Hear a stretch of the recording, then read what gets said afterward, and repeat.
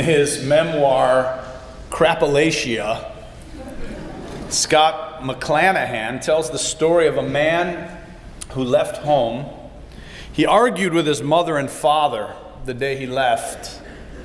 They spoke horrible words to one another, and he left before saying goodbye. He'd been gone many years and had spent time in jail. Years later, when he finally got out of jail, he wondered if his mother and father were even alive, and how they were holding what had been said, and how they were relating to where he wound up. Were they ashamed? Were they enraged? He wrote to them and he told them that he'd be coming to his hometown on a specific day the following week. He said, if you want to see me, and we're not angry and not blaming him anymore, not ashamed, then they should put a blanket on the clothesline and he'd know to come inside. If the blanket was missing, he'd know that he was not welcome and he'd know to turn back. And he told them that he hoped that they were in good health. The man arrived by rail the next week. He was nervous when he stepped off the train. There was no one there to meet him. He walked the well-worn path towards his home. As he did, he thought about the past. And he thought about his time in jail. And he thought about how angry and ashamed his parents must have been. He thought about the horrible words they spoke. He was just about to turn around and go back to where he came from when he saw a blanket in a tree. He kept walking. He saw another blanket.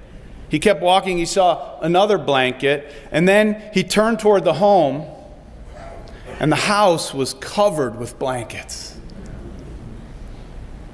The yard was covered with blankets. The clothesline was covered in blankets. The path to the door was covered in blankets. His parents were standing there and they were welcoming him inside.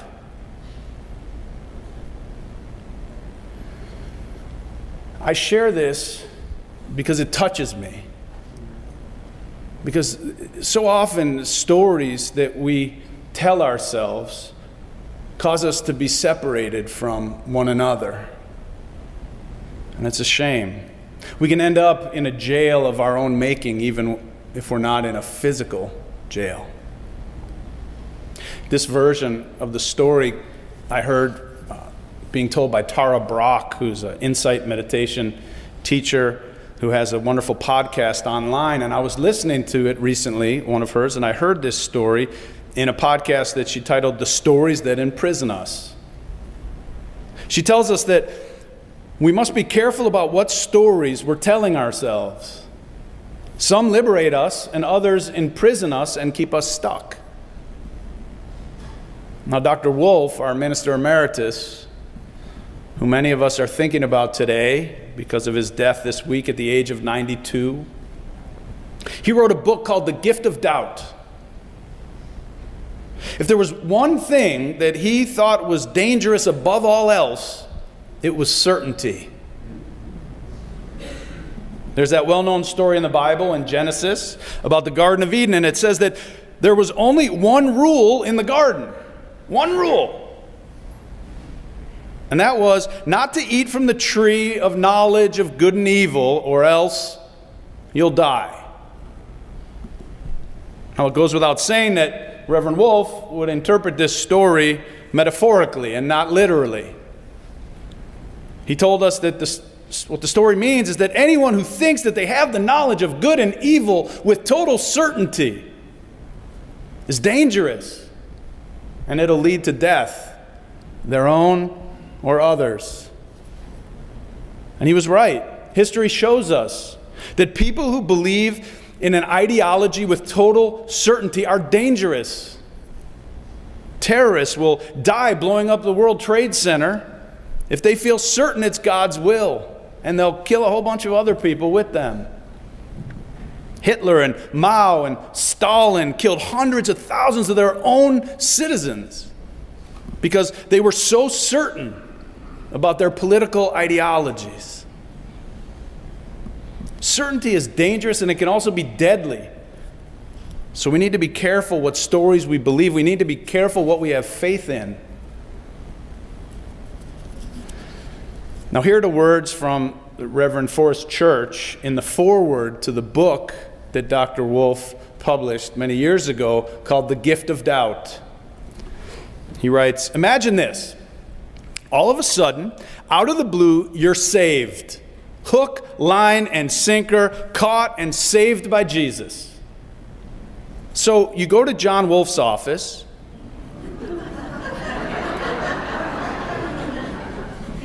You walk in and you tell him that you've been saved. Now, if John's in the right mood, which he usually is, you are in for it. Perhaps he will tell you about the time that he himself was saved. All three of them, in fact.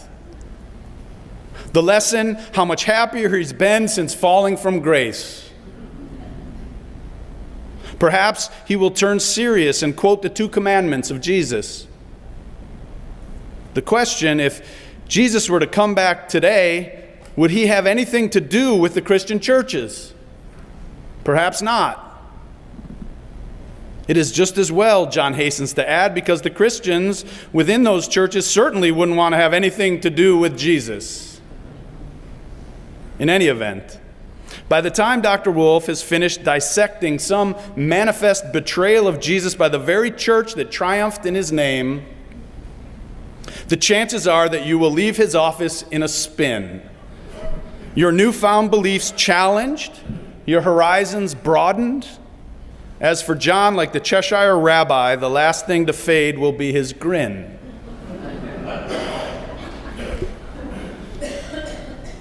Perhaps you cannot imagine being saved. Well then, imagine this. After a dark night of the soul, you discover that there is no God. So you go to John's office. John being the sort of person with whom one talks about such things. And you tell him that you've discovered that God is a myth, and that since there is no God, you're finished with religion. Do you know what happens next? That's right. The very same thing that happened before, inverted of course, but essentially identical in effect. You walk in thinking you have arrived at the end of your religious journey. Half an hour later, you leave knowing that you have only just begun.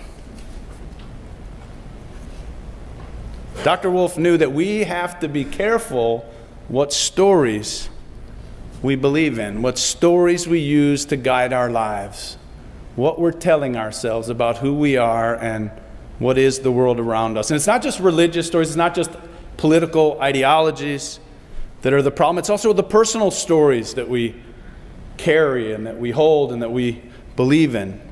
We all have stories that we picked up from our families or from our culture growing up. Stories such as, I need to work hard to seek approval in order to be loved. Or, I'm not worthy of love. Or, I need to be different, more confident, or more attractive, or smarter if I'm going to be loved, or happy, or at peace. Or if people know who I really am, they won't like me. We also have stories of inflation. I'm smarter, better, more important than others. Any of these stories can keep us from living into our fullness. It's like a spell in a fairy tale.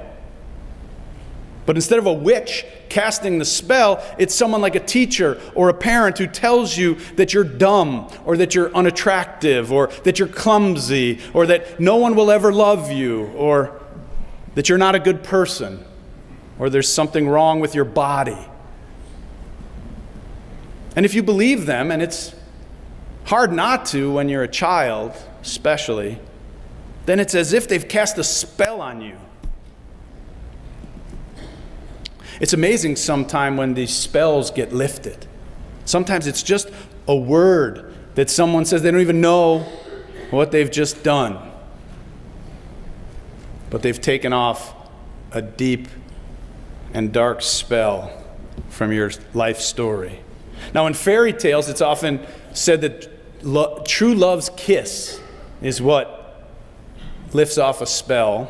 And sometimes in real life, it's also falling in love that helps to make these spells go away. If you've always thought that you're ugly or unlovable, and then suddenly this really great person becomes crazy about you, it can help lift that cloud that's been over you. Now, there's these stories of inflation as well. Some of us grew up being told we're better than others. That's its own kind of burden.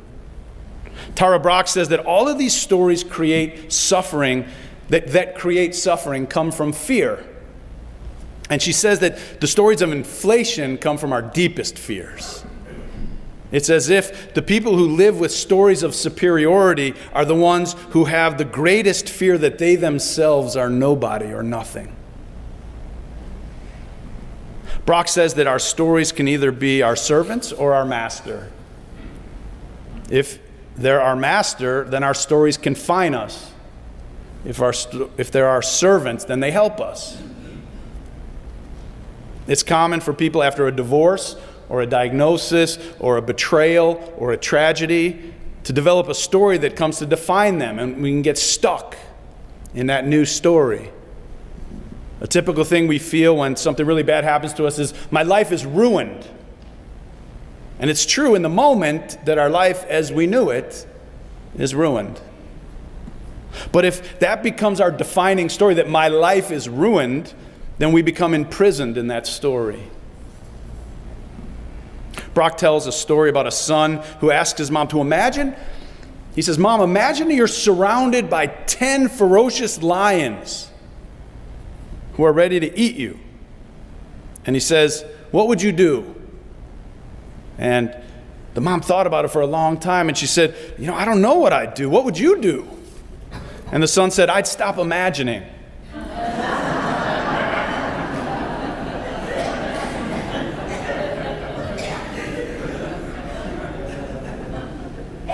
We have the ability to change what we're thinking about.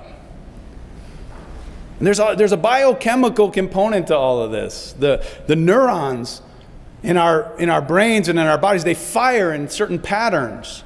And when we have fearful and anxious thoughts, they travel a particular neurological path in the brain and in the body. And when we repeat this pattern over and over, because we keep having the same anxieties, we keep having the same thoughts and fears, it's easy for these patterns to continue like a well-worn path. The good news is that scientists have discovered that something called neuroplasticity, which means that we can create new patterns and new pathways through our neurons throughout the entire course of our lives. And that's why practices such as meditation and various cognitive exercises can help us to retrain the pathways in our brains in terms of what kinds of messages we're getting in our bodies and in our minds, things such as positive affirmations, routine acts of kindness to ourselves and to others, slowing down, taking a deep breath, shifting our energy, can all begin to change the patterns. So since the stories that we tell ourselves are driven often by fear, the ones that create suffering, it's the stories that are driven by love that begin to change the pattern. When we begin to tell stories to ourselves and about others that are based in love and kindness and compassion and acceptance and hope, it frees us from a lot of unnecessary suffering that we put on top of the other events in our lives. It allows us to move and not be stuck in our life's story. So this church, this tradition of this congregation does not see doubt as a weakness or criticism. It sees it as a great gift. Too much of anything, of course, can be destructive, and so being overwhelmed by doubt can be debilitating for anybody. But in the right measure, it can keep us from arrogance. It can help us avoid being too ideological. And it can help us change our stories, the ones that limit us and the ones that imprison us and keep us separate from one another. As Dr. Wolf said from this pulpit many, many, many, many times, doubt is not the enemy of faith. Doubt is the attendant of faith. May you be blessed with the gift of doubt, and may it set you free. Amen.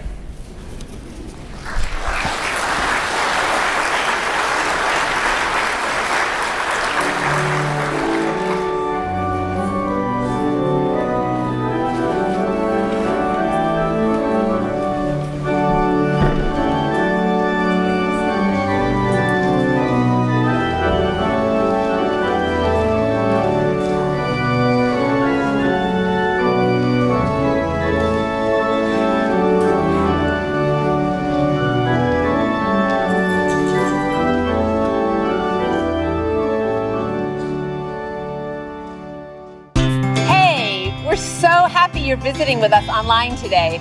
We love connecting with people all across the country and around the world, sharing our powerful message of love beyond belief. There's something new happening here. You can now join All Souls as a virtual member. Our virtual membership is designed for friends who live outside of Tulsa, Oklahoma, and who want to engage with All Souls in a meaningful way. You can be part of an expanding family, a global family really, wherever you are. If you live in Oklahoma, Ohio, or Orange County, California, Canada, or Cameroon. By becoming a virtual member, you'll be able to deepen your connections with members and friends here in Tulsa and with members wherever you are. Each week, you'll receive special All Souls content tailored for you, our virtual members. Virtual members have access to pastoral care, to personal prayers, and also receive invitations to exclusive web events. You can learn more, and if you're ready, you can become a virtual member today by visiting allsoulschurch.org/virtual membership. We're grateful our ministries are having a positive impact on your life, and we want to share the good news of love beyond belief with more and more people. So no matter what, we need your support to keep this ministry growing and thriving, so please consider making a gift today. You can do so by texting LOVEBB for Love Beyond Belief to 73256, or simply visit our website. You are a blessing in our lives. May you be blessed and be a blessing.